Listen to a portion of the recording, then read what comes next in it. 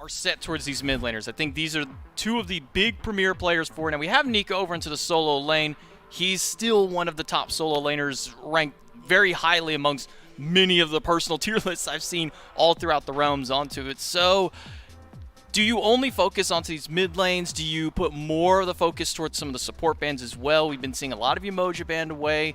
Last set we did manage to see it get through, but where do you throw your eggs in which basket this early on? If I'm the Warriors, I probably want to ban, and it's all dependent on what the Leviathans do in the intermediate matchups, but Tiamat, Umoja, Raijin are the three that come to my mind as like, hey, you know what? They're going to get some of this. Or you could, depending on how confident you're feeling, let one or two of those through and try to go for more niche picks and control somewhere else. The problem is that when those one or two go through, I think the Leviathans learned their lesson the other day. They said last week during their media day that they preferred Morgan Le Fay over Tiamat, and then versus the Dragons, lost the Morgan Le Fay game, won the Tiamat game, maybe teaching them. I'm going to be player preference. Shinto might have more fun with Morgan Le Fay, but they definitely win more with the Tiamat, and so far one of those has been taken away by the Warriors.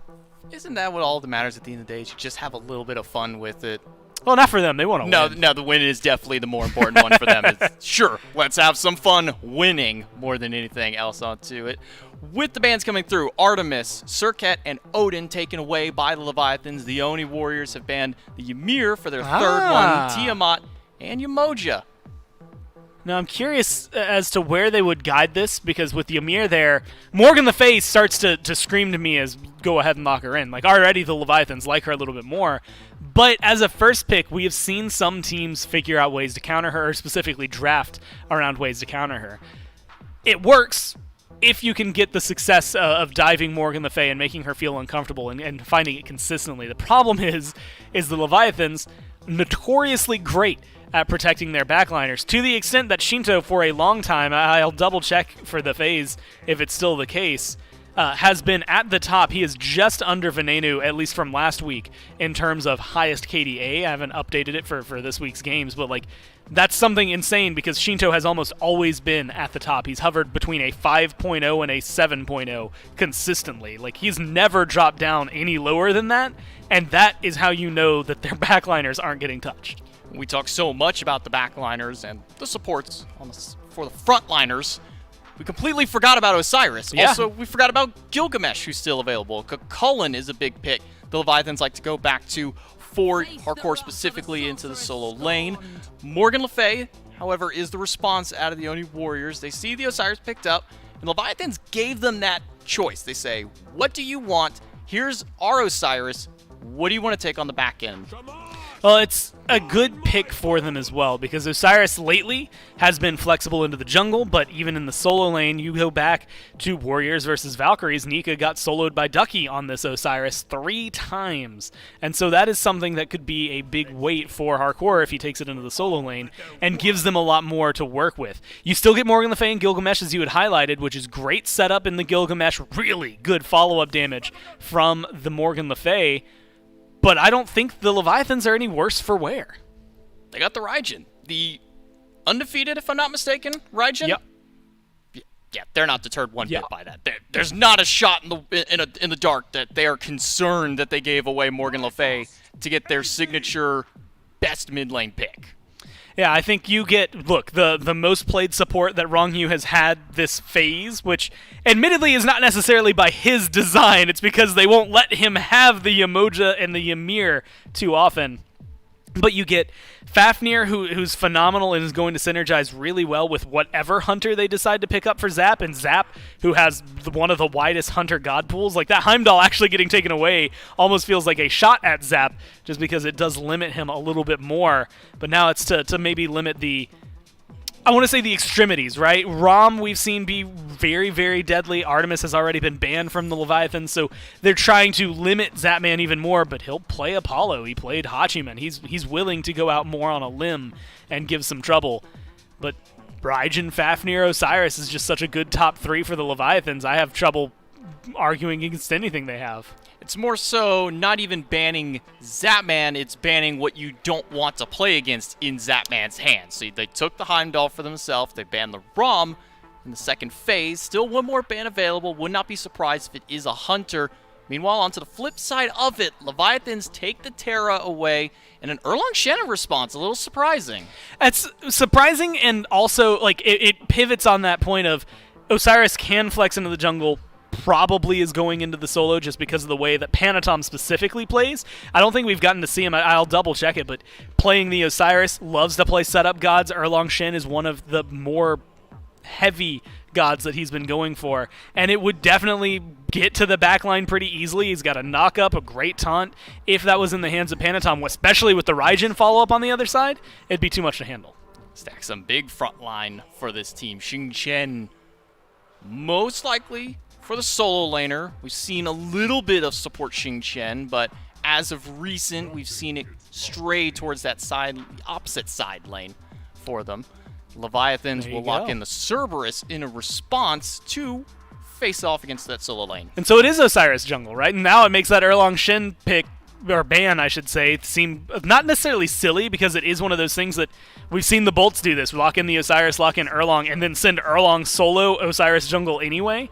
And so it does still limit them, but you still get Cerberus, you still get Fafnir. Now you get a Hachiman, which is a great pick for Zapman and has been pretty much one of his go-tos over the last couple of years. Heimdall's #1 on that list. But I think that the Leviathans get a bunch of comfort picks. The Cerberus may be the one. But sounds like something I would say. For the purpose of this cast, consider me Oni Warriors all the way. Are you actually saying that? No. All right. Why would you ask me that? Because. Why are you going to make me clarify? Oni Warriors, really? No. What do you mean? Yo, don't ask me to clarify. What are you, the You're joke right. police? That's on me.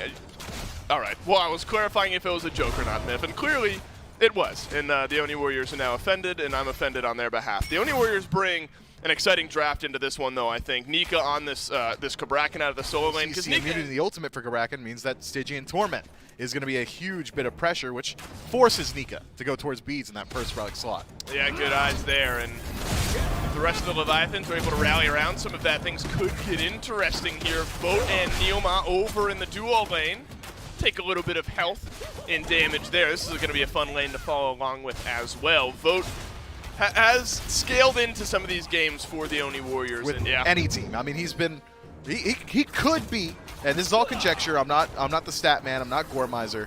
He could be the player that has teamed with the most unique players in the league. Uh-oh, Vote's been left alone here. He'll take the crystal back to safety. Big old chunk of damage on the back end of that one. Willing to show up, it forces the Oni Warriors to split it a little bit less effectively. Anytime a jungler is clearing purple buff, it doesn't feel good for your Hunter. That's a core part of the duo lane spawn themselves. Junglers generally aren't over there, but now Cubo Fred picks that up for himself. It is a nice boon for the jungler, but the Oni Warriors duo lane has already been struggling insofar as pressure. Now Zapman soloing his own purple buff, so even more farm over Vote. Just tough start here. What do we think here about some early jungle pressure? I'll hold that thought as Neoma has to use his ultimate. He's dead. He'll survive for a minute, but hey, early jungle pressure. Panatom is here. I'm not sure he was needed, but Zapman thanks him for it. First blood over to the Leviathans.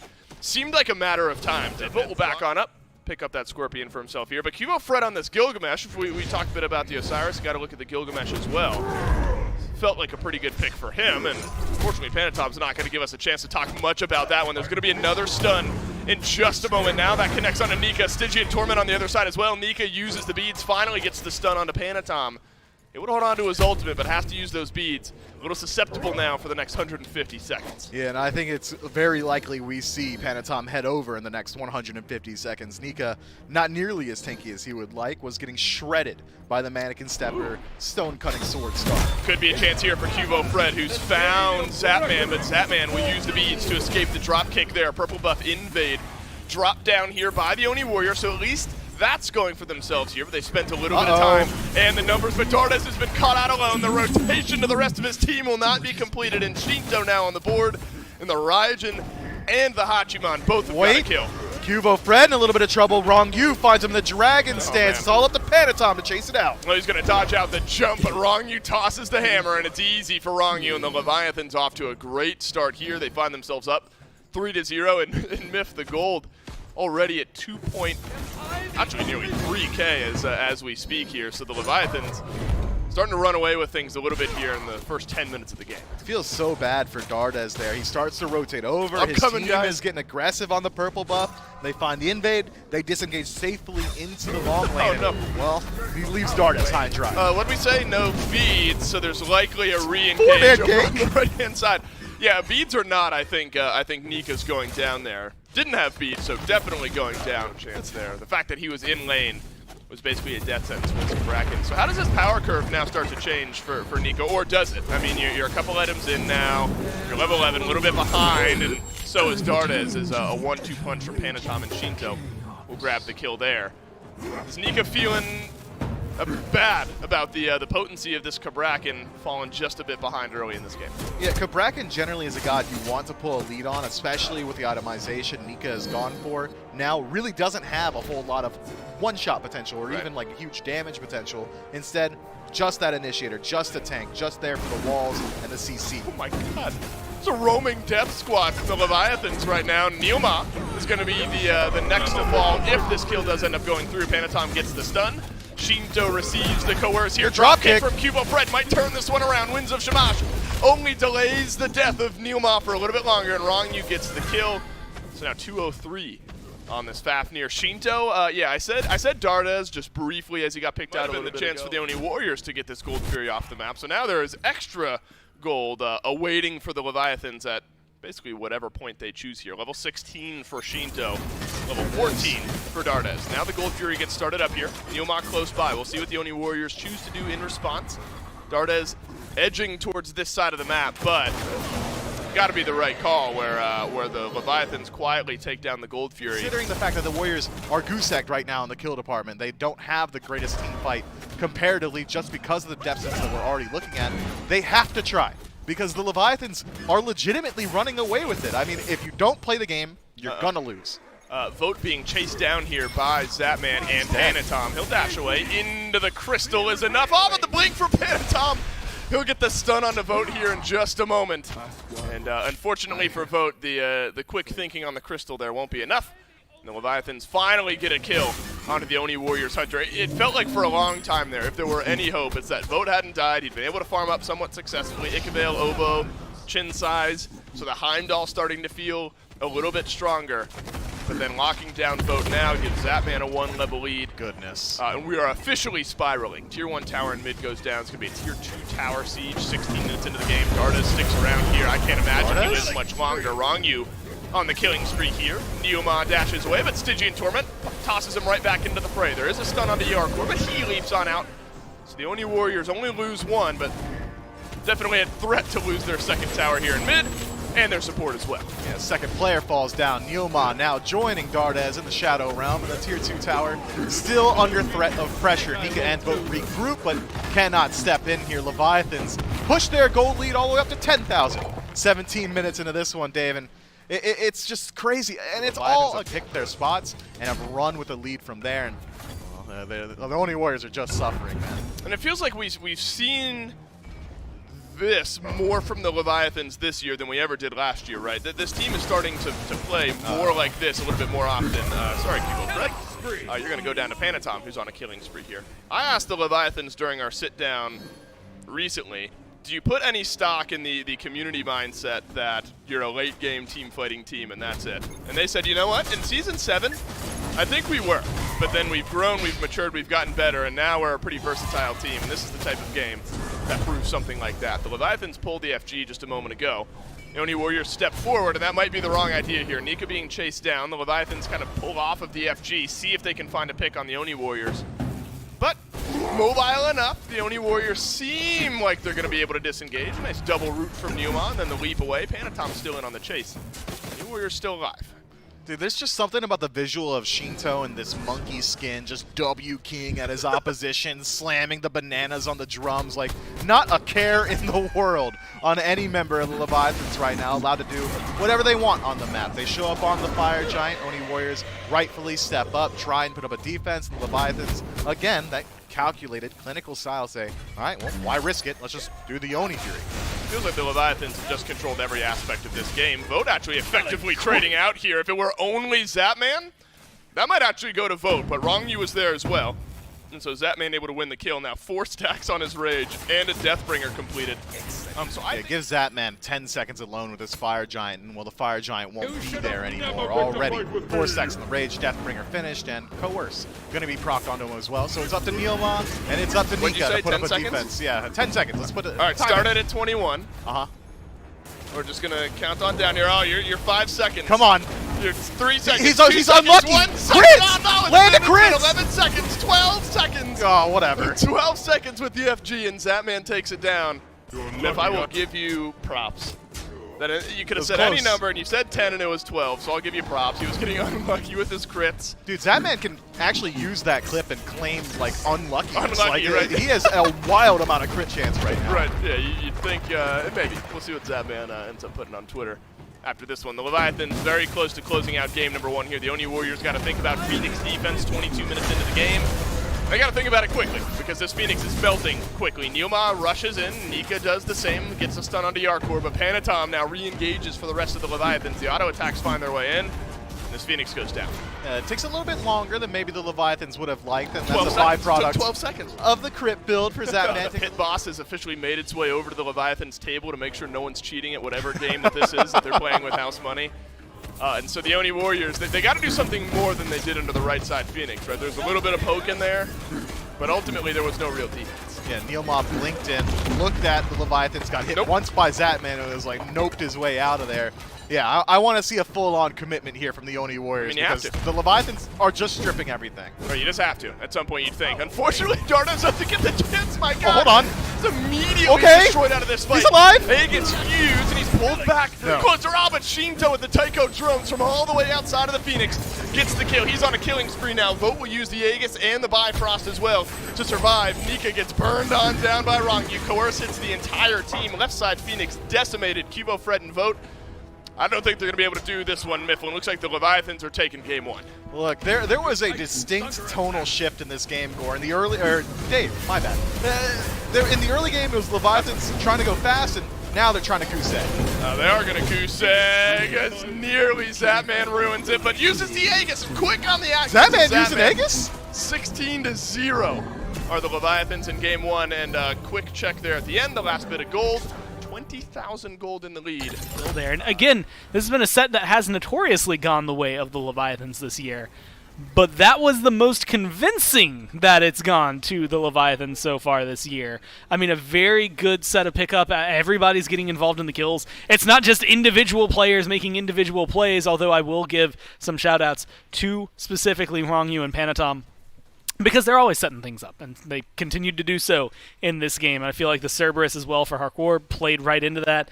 And so at the end of the day, they just had good setup and followed through incredibly well. You could see Zapman starting to feel incredibly at home, I would argue, on this team. And that, to me, is maybe the biggest thing, is getting over those growing pains, those initial growing pains, even though they felt good together already and that they were already talked about how good the team has felt in general with Zap on this roster. I think it's good to see that translating into the games. I will say, the Leviathans, like, that is a very dominant performance. What I would like to see, Hardcore was the only one without kills even. Even kills across for the rest of them, though. 4, 4, 4, 4. Big old goose eggs right down the center. That's how you know dominant. that this was not a team won by a single player. This Adjustments wasn't into it. I don't think that they need to really change too much. Maybe get something a little bit more early game oriented. It felt like a lot of those gods kind of swung towards the later stages of the game.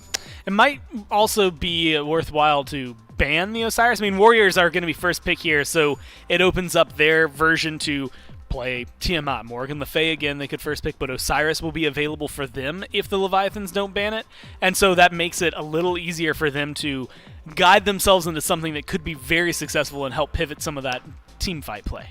If somebody's undefeated with a god, Gore, I'm just going to say ban the god. And that's what the Oni Warriors do. Raijin immediately taken off the table. First ban, not giving them any kind of thought. Oh, do you think they'll ban the Raijin? I mean, it's not that great of a god, except it kind of is. No, not a single surprise or a doubt in their mind. They ban that Raijin instantly first, follow with the Erlong Shen. Meanwhile, Leviathans, they ban the Artemis, they ban the Odin. And right now, Yamoja, Tiamat, Ymir, bans that the Warriors had last time, all still available. Not just that, but Morgan Le Fay comes into the conversation. So a lot that's open, and I think the Leviathans are actually playing this really well. That Erlong Shin gets banned in the top 3 this time by the Warriors, and that pivot opens up a ton of picks. And this is where that conversation comes in. When your first pick, you get whatever the best, quote-unquote, best god in the game is going to be at that time. You can lock them in right then and there.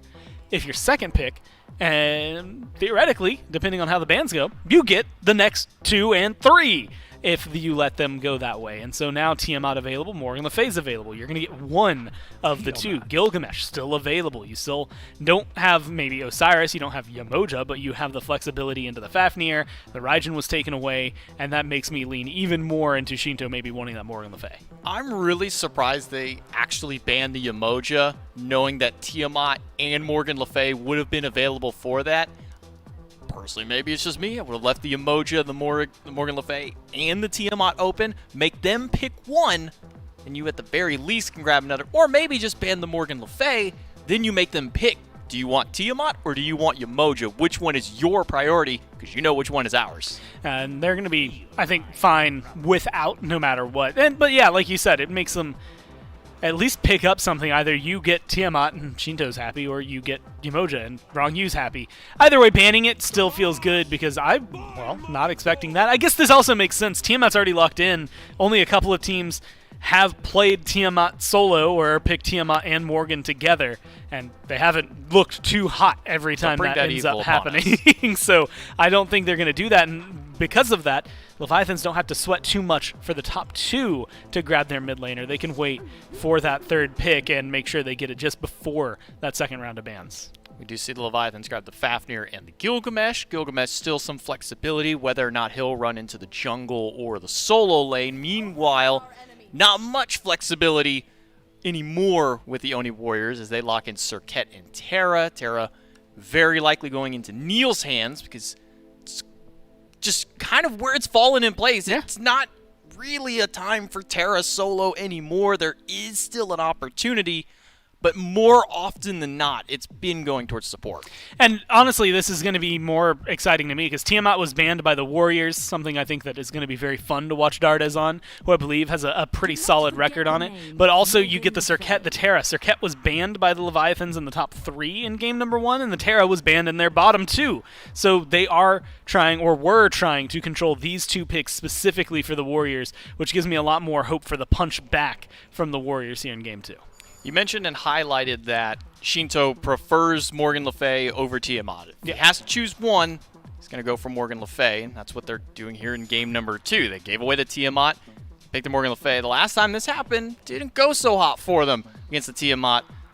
This time around, maybe a little bit of a better opportunity for them in the mid lane. Yeah, last time they were going up against the Dragons and Hurrowwind. Here, the Warriors, I mean, it's just, look, we just saw them get 0 kills in a single game. Your Tiamat has to be able to have a huge bounce back to turn something like that, to make this a lot more favorable for you here. Otherwise, I say it's still a coin toss 50-50, maybe even favoring the Leviathans, because Gilgamesh has looked really good for them, the Fafnir has looked phenomenal for them, and so you've got Morgan Le Fay with a great surrounding core. And then you get, again, flexibility from Zapman. There's been a lot of Hunter bans that have shown up on the screen, which you can recap in a little bit, but it opens up that conversation for Morgan Le Fay. How protected is she versus Tiamat? How protected is she on the other side? I'm looking at the draft for the Leviathans and thinking that Morgan's not going to get touched. I don't think they're too worried about it. Cullen locked in for hardcore solo lane. Nike locked in. Now I'm kind of questioning where this Oni Warriors draft is going, but as you highlighted, tons of Hunter bans. Artemis in the first phase. Then you have Rom, Chernabog, Heimdall, and Hachiman. Now the Apollo locked in as well. This is 7 gods deep into the pool of Zapman. Where's he going to go? Cupid, the selection for the Hunter. I was going to say, we've seen a couple of flex picks as of late for these Hunters, one of which has been this Izanami people keep going back to. I think it's a story of how are Neilma and Nika working together? Or who are they able to lock down? Are they playing that reactive style? And if they are forced to play that reactive style again, they've got better tools for it. I mean, Earth in Fury is one of the best counter-engage tools in the game. Just press 4, all of a sudden all your enemies are taking a little bit of a burst of damage, and all your allies are getting a burst heal, which is pretty hard to argue against. But that said, that's not to say that the Leviathans don't have a sick draft. Oh no, Neoma No way. walks No forward. way. Is the detonation going to be enough? It is for the stun. Sprint gets used. Oh my goodness, we are really, really close What? to first blood. Vote dashes in alone, nearly gets the kill on the Zatman. Suddenly this light has been flipped around. All the walls connect from Neoma, but Zatman lives on as well. Got sub 100 HP, might have even had sub 50 HP. And for a moment there, Myth, I'm thinking the Oni Warriors fumbled this lane already. Excuse me, they're playing with some level of confidence. Now, we haven't talked about the Leviathans all that much, Myth, so far. We're only 2 minutes into the game, of course not. It feels like they've almost got favorite god in class, and Panatom on this Gilgamesh is definitely one of those. Cubo Fred spreads out a good bit of damage here, will root and leap away.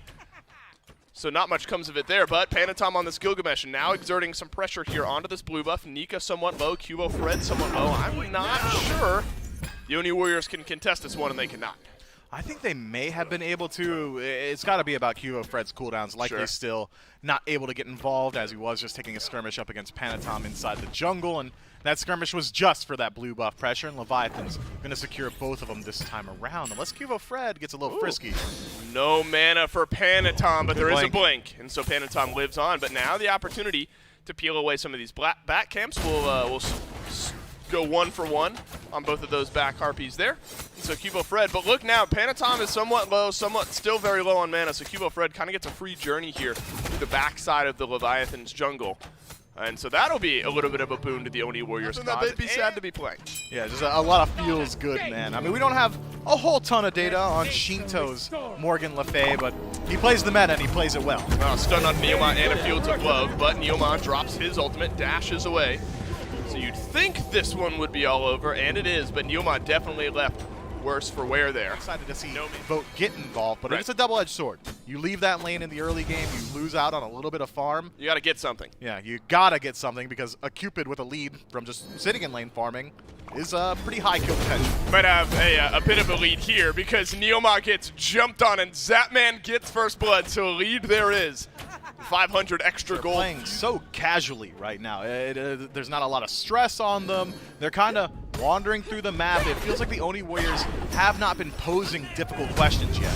Knock up from Yarkor onto Cubo Fred. Blue buff dropped down by the Oni Warrior. Shinto close by, closing that gap in the mid lane, but Dardes is here as well. Wow. 3-man root from Yarkor, but there's no follow-up on the other side. Shinto is close, but didn't have the range to get that damage out. Wrong running on in as well, but the Oni Warriors scattering as quickly as they can, and it looks like they'll be successful. Well, the Leviathans aren't going to leave empty-handed, at least able to strip away these back camps. Good invade from the Oni Warriors in exchange for that dual lane 9 pressure. minutes into game 1, and we're already at a 2,000, maybe even closer to a 3,000 gold lead. We're beneath 1,000 now. XP actually just a bit, and I mean just a bit, in favor of the Oni Warriors. But Neoma, again, this is exactly what happened last time. Got ganked by these exact 3 members of the Leviathans. Looks like Neoma will survive this time. Volt's got some good damage. He also has his ultimate. If Dardes presents an opportunity, Volt might be able to close this gap. It's a knock-up on the Panatom as Dardes continues to deal some damage. No way. But it's not there. Vote is going to use its ultimate here. Shinto might be able to peel out for his jungler. It's going to be a difficult mission, but instead he turns his eyes towards Zatman, and somehow all of the Leviathans survive. Man, Vote makes a crazy play there, switching his target in the last second. Panatom's got to think to himself, all right, I'm dead. Fight's No happening way. somewhere else, and I want to ult into it. But the willingness to use that ult aggressively and not having to use it defensively yet, at least a good sign so far for the Oni Warriors. Nika's built himself up a decent lead over on the right-hand side of the map. A little bit behind in the mid lane is Dardes. Poor Neoma has taken, feels like every single Fields of Love here, and this time might survive because the re-engage from the Oni Warriors is here, and it is swift. But Panatom jumps on out. Now Cubo Fred left alone, and again Panatom lives, and the Oni Warriors will not pick up a kill. Man, these teams are swinging right now. I want to see the Leviathans hit someone that isn't Neoma. I mean, Earthen Fury is that man puts the threat onto Neoma just to remove that safety inside of the relic, and in a team fight now could force more. 1v1 maybe. Vote doesn't get the damage with the ultimate, and Zatman turns around plenty. A gets used. Beads are there from Vote. You gotta hit the autos. Oh no, Cubo Fred is gonna make it a 2v1 Looked like Zapman was an auto or two away from getting the kill onto Vote there. Here, thanks to wins of Shamash, thanks to the hammer from Wrong Yu, even Fields of Love once the Heavenly Sprint is removed from the game, or when by removed, I mean used right. by Neilma. That does really affect these team fights, but you still have Earth's Fury and twos like that. And Neilma just keeps getting these Sunders, keeps getting engaged on, and keeps walking away. Neilma seems to have been happy to take a lot of the damage that he has had so far. Look at a red buff, but Neilma realizes the rest of the Leviathans are closing that gap. Fields of Love gets used, Sprint held on to, and Neilma will dash away. Sprint gets used this time.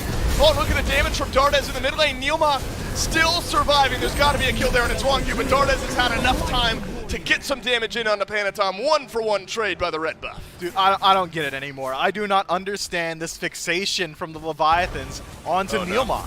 There is a stun onto Dardes and the re-leap from Wrong Yu. Cubo Fred healthy enough to kind of ward off the Leviathans for a moment.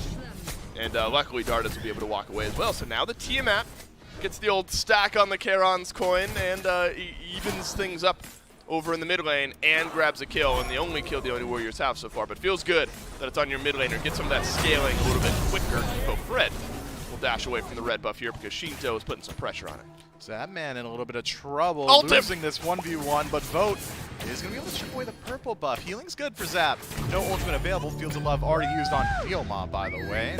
Oh, Vote's in trouble. Oh, what's going to happen? Is he going to dunk back down? I wanted him to immediately turn around back onto Zap, but Wrong Yu was close by. Have the advantage inside the 1v1, whereas Vote getting a little bit of penetration or potentially the kin size, even the Aussie, is going to help him out a little bit more so against the front line of the Leviathans.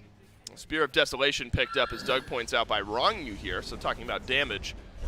Wrong Yu's got it. This is not all that far-fetched, though. I mean, it used to be just what teams that are ahead would pick up, and the Oni Warriors are going to pick up the Gold Fury here. Half HP on the objective. The front line separating out the Leviathans from re-engaging while Cubo Fred and Vote dealing the damage. This one is low, not fully reset. No and way. now Shinto on the back will take down the Gold Furies. A Fields of Love and a detonate from Zapman get the kill. But Vote turns this one around. Wrong Yu now leaps over onto Vote, who has to use the beads, uses the Aegis. All the knockup on the backside from Nika might help out his Hunter, but not much longer. Dardes jumps back in. This one messy, 2 for 2. But the Gold Fury to the Leviathans. It's a big stagger by Yarkor, who then tilts the scales back to the Leviathans. That is a huge swing in favor of the Leviathans. The Oni Warriors try their best to reset the Gold Fury, but are not able to do it in time. Nika now trying to find Wrong Yu, but that should spell the end of it. Coerce Heal keeps them over the edge and keeps them alive inside of this one. And now finally, some separation in this match. Where Yarkor is a little bit more often. He's got Pestilence and Pridwin. A couple important items here in this build, especially when he's going to be aggressively jumping in and hopefully finding some of those big knockups. This time might connect onto Neilma, who throws up the walls, gets stunned on down, melting away. Yarkor dashes back forward. Neilma has to use the ultimate, and the sprint is out as well, and Yarkor's got the last bit of damage, and that's just a chase down, and nobody from the Oni Warriors can answer. On the left-hand side, though, Zapman jumped on by Cubo Fred here, and Cubo Fred might die. Zapman turns around the 1v1 that becomes a 2v1 when Vote re-engages. Meanwhile, Yarkor in mid wants to push it even further in their favor, tries to dive in, but it's Panatom who finds the value. Vote falls down, and, well, Yarkor just being annoying in mid. Leviathans keeping pressure all over the map. Cubo Fred falling down to Zapman is such a huge swing. In these 2v1 situations, you can't fall like that. That's a 3-for-1 swing. Zapman goes down. Could get worse here. Dardes now dove at by Yarkor, who's tanking up the tower. One last tower shot would have got it done, but instead Yarkor jumped on. Nika's got to get this kill to at least make it a 1v1, and he makes no mistake about it. So at least a silver lining, and Yarkor falling at the end of that one. These two teams scrappy, Mifflin, in game number 2. 20 minutes in, Leviathans find themselves 4 kills ahead. But the big short sword in Season 8 no longer gives you the 10% crit that got it a lot of gold did, and has a lot of gold in hand. So it just needs to work its way back to base. Instead, Leviathans, they want to fight now. Right, so maybe this is a chance for the Oni Warriors. They have to realize that man's going to have a Deathbringer at some point here. Vote does go back to base, picks up the Titan's Bane for himself. And of course, with the extra mobility, would have been able to join a fight quicker than Zapman going back. So there's an immediate advantage maybe if a 5v5 happens, but there won't be a 5v5 because Nika gets melted by all 5 Leviathans. And so the Oni Warriors fighting an uphill battle already. Tier 1 tower is an afterthought at this point. It's what the Leviathans want to do afterwards. What a great bait from the Leviathans. All right, guys, set up an ambush here. Walk into the jungle. I swear Nika's going to follow us in. And bait, line, and sinker, man. I mean, Nika just walked straight into it. The stun from Rongyu immediately followed up by the Fields of Love. And without Terra being there, without the Heavenly Sprint available, Nika just has to wait it out. Gets hit by that cripple and loses his life. Atlantis Leviathans also picking up the Oni Fury. And then the Leviathans find a pick and then use that number advantage to roll on out. So playing around that Cupid, I think, very effectively are the Leviathans. They are. They're using it just as that cripple tool up against Nika, and I really do like the shift up. I wasn't a huge fan of just dropping it on Neoma repeatedly throughout the early game. Felt like they were almost baiting themselves, and now Nika might be baiting himself. Has to step up here and defend the fire. Zapman, Deathbringer in hand, is going to start dealing some big damage to this Vote. FG. Vote up in the sky. Where will he dunk down? Will it be on the FG? No, it's been reset by the Leviathans instead. Huge. It's on the back line, but Zapman has gotten rid of Cubo Fred. Shinto has gotten rid of Vote as well. They haven't even gotten a kill onto Shinto, who uses the Aegis. Nika's got to chase that one down because in the meantime, the Leviathans turn their eyes towards Darnez. They turn their eyes towards Neoma. Zapman's got a double, and the FG's on the menu. Zapman comes up in a big way inside of that team fight. Just 400 crit, back to back, nobody able to stop him, and well, now it's all up to Nika to try and find the defense, and Leviathans aren't going to give him the chance. Nika jumps away, Panatom blinks forward.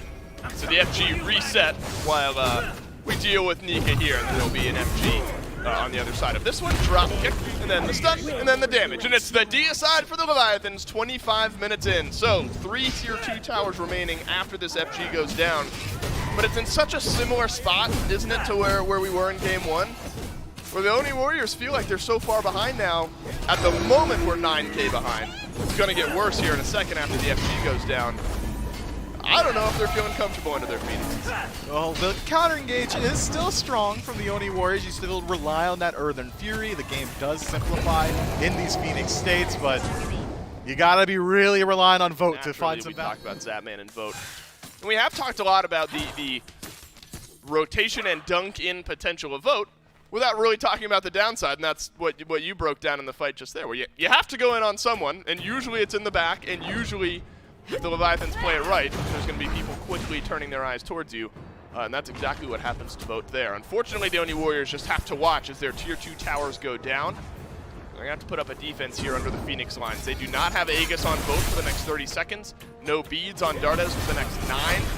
So the fight happens literally right now. Dardes isn't going to be feeling great. Neoma doesn't feel great either. He has to use some in-kit sustain to get himself back to health. It's a 4-1 split now. Yarkor acting as solo agent in mid, pulling the attention of Nika, which is one of the better engaged tools on the side of the Warriors. And Rongyu spells the start of this siege, immediately transforming into that dragon. Gonna wait out this tornado and then work his way in. And the Oni Warriors delay things. The answer is no. Panatom blinks forward, looks for the drop kick onto Dardes.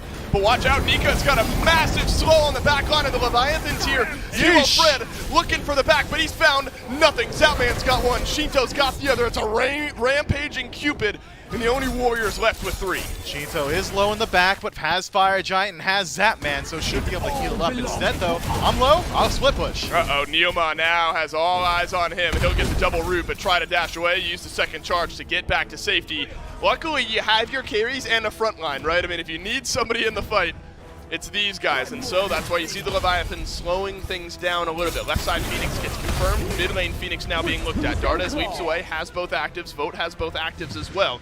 So there is a fight back chance under the Titan. And it looks like that's exactly where the Leviathans are headed. They're walking straight in. Neoma could lurk around the backside here. Dardes jumps on board. He's got a little bit of damage into the Leviathans, but it doesn't look like enough just yet. Beats and Aegis down. Double stun from Neoma. Zapman getting low here. Rongyu is as well. Vote fighting back out from behind his fountain. The Leviathans have to slow play this one, but Vote has been taken low. Neoma, massive stun. Dardes follows it up. You gotta get the kill on the Shinto, and he does. It's a transformation from Rongyu. It's the leap away from Panatom, and the Oni Warriors have done enough, and they've done one better. Cubo Fred gets wrong you as well. Where will the dunk from Vote land? He's looking towards the back line, has both Bees and Aegis available, just waiting for his team to catch up here, and there it is, it's on Panatom. But Zapman turns it around, drops the stun onto Vote. Yarkor still chasing down Cubo Fred in the back. The Oni Warriors got to help out their jungler here as the Leviathans buy some time. Yarkor, namely, the one buying some time, and there might end up being a kill onto the solo laner here. About as good as you could hope for, and Vote picks up the kill. 3 members of the Leviathans down, and the Oni Warriors keep their Titan alive. They're close to even as well. The power pot's mainly the big difference. But this one's enhanced, Myth, and you might have to try to steal this away because you mentioned it. Phoenix is down. And already Vote forced it back thanks to those fire minion waves working their way into the base of the Oni Warriors. Left side left unattended, and Vote starting to work his way through mid. Can't use that across the sky to get into the engagement, but he's showing himself on the map, and the Leviathans take note. Fields of Love on one target. How many times have we seen that? Nika uses his ult, and his shield is immediately gone. Now the left side fire minions working into the Oni Warriors base. We've seen teams do this a lot. Let's dance around the FG while the minions just get it done. It's a double knockup from Yarkor, who picks up the kill on Neil. Dardas jumps in, but he's alone and he doesn't get the kill. Now Shinto is the one who picks that one up. Cubo Fred is looking for Shinto here, and he gets the kill. Panatom grabs one on the Vote. Nika gets a shutdown on a Zapman. Nika and Cubo Fred, but the fire minions pouring into the base, Smith, and I think this one's going to get chased out. Cubo Fred is going to be able to get back to base, but does he have the damage to deal with these fire minions? Nika melted away as well over in the rest of the fight. The Leviathans just delaying that back, and the Titan lives on. The Titan lives yet again. Cubo Fred able to bring it back from the brink, but mid Phoenix under threat, left Phoenix under threat. Left Only Phoenix 2 members from the Oni Warriors alive to defend, and well, Nika's on the wrong side of the map. I think Panatom can do it on his own. Panatom in the mid lane. Cubo Fred is going to have to go back, deal with Panatom, who's going to one-tap this Phoenix. Neoma is back and respawn. Nika somehow still alive, but he's not going to be able to go back to base. So at least for the Oni Warriors, the left side Phoenix is respawn, but the fire minions Cubo Fred is left might have enough damage to get that Phoenix killed. Panatom alone in the base of the Oni Warriors here, was with Neoma. Now he's with Cubo Fred, who sends Panatom on back, but he'll leap away. So looks like this one might be over. Just enough mana for the Winds of Shamash, but watch out, Yarkor is going to close the gap on this one. Cubo Fred is about to be in a 2v1, but it's a 2v2 because Vote is respawned as well. He dunks in, Panatom survives. Cubo Fred wants to remedy that. Vote misses the damage, but doesn't miss the auto attacks, and the Oni Warriors have gotten one onto the Leviathan's jungle. Yarkor can't stick around much longer, forced to use the beads. The damage output from Vote is good, but take a peek at that Titan HP. I love raining on parades, man. It's that clinical play that we've come to associate with the Leviathans so closely. They might as well go for this enhanced Fire Giant 34 minutes in. Good news is, the Oni Warriors have pushed out the left wave, pushing out the mid wave now. Enhanced Fire Giant picked up. And the Oni Warriors know that all 5 Leviathans are here, so they are going to maybe commit onto a fight. Nika has found the back line. He's got an ultimate onto Shinto. Cubo Fred re-engaging on the back line, but he hasn't gotten a kill. Instead, Zapman has turned around the damage. Vote dunked onto no one. Zapman is low. Vote just got to turn around and find him. Panatom's got Neuma. Shinto lives on. Vote's got no targets to look at. The Leviathans find Vote. They find Neuma. They get Cubo Fred. Nika's able to pull back one, but Dardas has been left with the Leviathans, and Mifflin, I think that might just close the door on this game. Hold on, man. Nika's still alive. I'm not going to let you get... All right, man. The Leviathans win this one cleanly. 4 members still left alive, and the Titan with not much breath. Let's go. Only a little bit longer as the rest of the Leviathans walk on in. Life, though, from the life from the Oni Warriors. We, I think, expected this type of outcome because of the way the Leviathans have been playing recently. But the fact that the Oni Warriors show that never give up attitude here in Game 2 is at least something to hang your hat on if you're a Warriors player.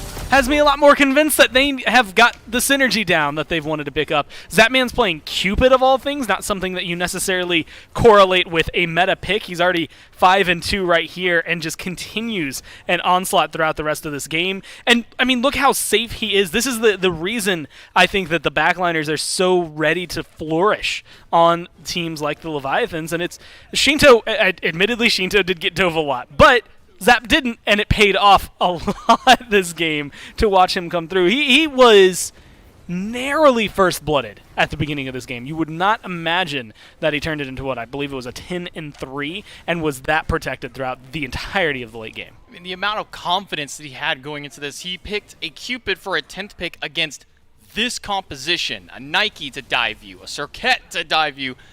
then you throw in as well the Tiamat and the Terra, and he picks it.